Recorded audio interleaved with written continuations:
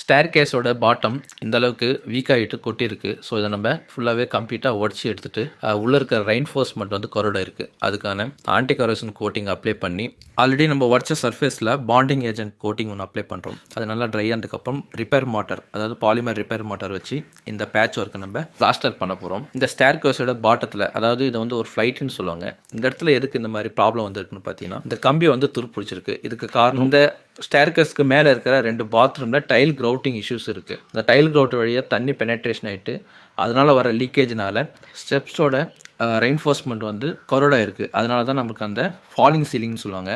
மேலே இருக்கிற பூச்சல் எல்லாம் கொட்ட ஆரம்பிச்சிருக்கு. ஸோ அதுக்கான ட்ரீட்மெண்ட் ஒர்க் தான் நீங்கள் பார்த்துட்ருக்கீங்க. தண்ணி வரதுக்கான காரணம் என்னென்னா அந்த டைல் கிரவுட். அதை ஃபஸ்ட்டு நம்ம ட்ரீட்மெண்ட் பண்ணிட்டு தான் பாட்டத்தில், அதாவது ஸ்டெப்ஸில் இந்த சீலிங்கை வந்து நம்ம ரிப்பேர் ஒர்க் பண்ணுறோம். நீங்கள் வெறுமே அந்த ஸ்டெப்ஸை ரிப்பேர் ஒர்க் பண்ண மட்டும் அகெயின் அதே ப்ராப்ளம் வரும். ஸோ காரணம் என்னென்னு கண்டுபிடிச்சி அதை ஃபஸ்ட்டு சரி பண்ணணும். அதுக்கப்புறம் டேமேஜ் ஆன சர்ஃபேஸை சரி பண்ணுறோம். தேங்க்யூ.